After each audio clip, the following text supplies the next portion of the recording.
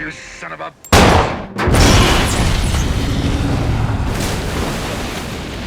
Get busy living. You get busy dying. Why so serious? No.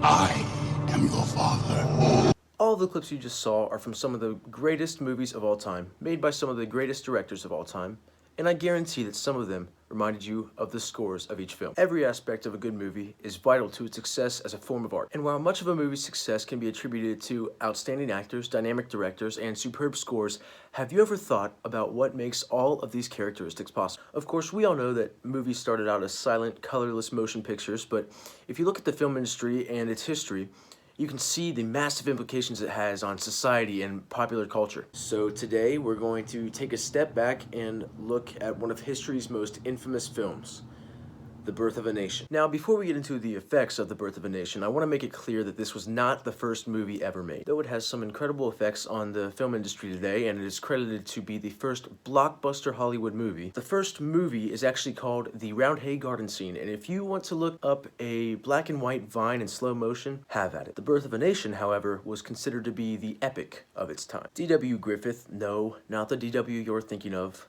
made his claim to fame by directing and producing the film in 1915, adapting it from Reverend Thomas Dixon's book, The Klansman. And while the film is mainly remembered for its employment of blackface, the glorification of the KKK, and yes, its painstaking 3-hour runtime, we can't discredit the impact it had on cinematic history and the history of the United States. So without further ado, let's dive in. For this video, I will be focusing solely on the impact that The Birth of a Nation had on the art of cinema and how it can still be seen today. And while The Birth of a Nation established many firsts for film, such as the first to use costuming, the first to recap a past event, and the first to use title cards, I'm going to be focusing on the 3 major aspects listed before: the acting, the score, and the cinematography.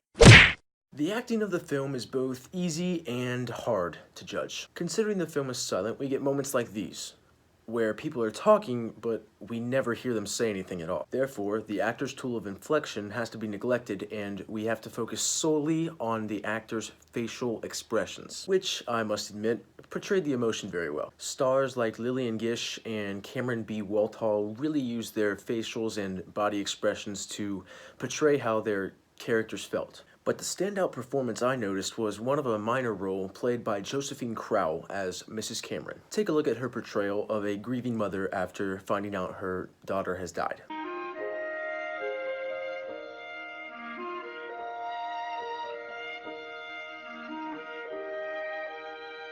And compare it to the portrayal of a similar situation from 2018's Hereditary.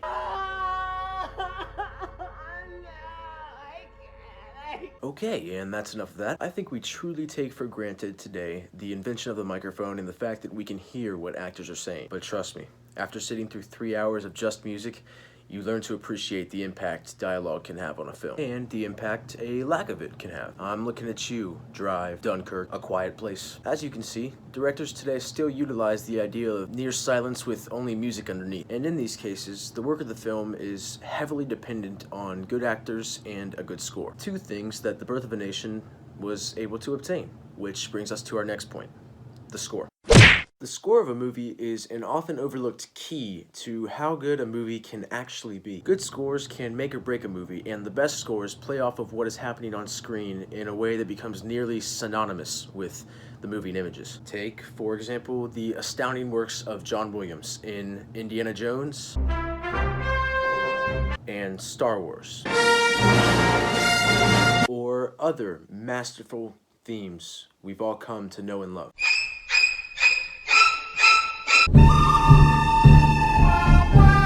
Birth incorporates this piece of film in as well, and was in fact the first movie to ever do so. I believe the score is more highlighted in the second half of the film, especially when the Klan rallied.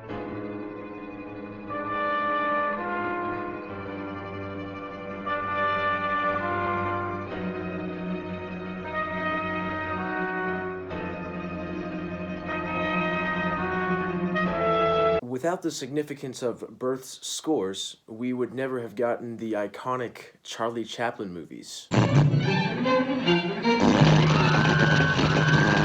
or Fantasia, in my opinion, Pixar's masterpiece in Up.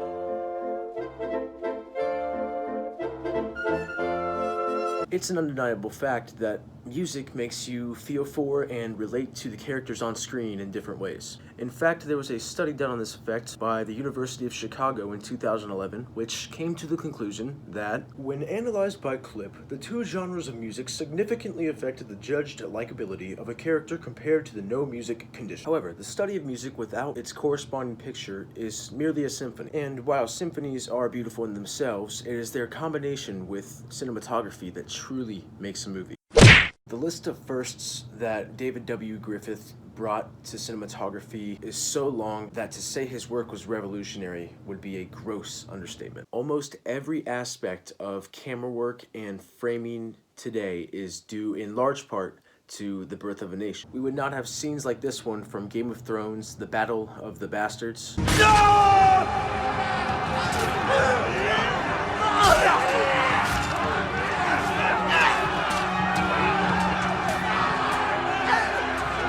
Without scenes like this one from Birth of a Nation.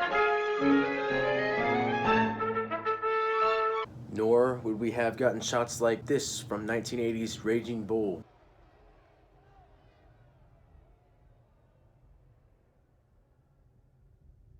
Without studying the basics in shots like this from Birth. And the list goes on with using natural landscapes as backgrounds, using colored lenses and vignettes, using magnesium flares to film in the nighttime, and even the effect I'm going to use right now, the fade out and back in to signify a change in subject. There is no doubt that The Birth of a Nation shows a disgusting side of humanity with how it chooses to portray history. In fact, in an edition of The Outlook, a magazine similar to The Crisis and The Ladies' Home Journal, but one which we did not study in class, a criticism of the film is offered when the author speaks of the Reverend Thomas Dixon, the author of The Klansman, saying, "It would be difficult indeed to paint in colors dark enough the shame of the Reconstruction period.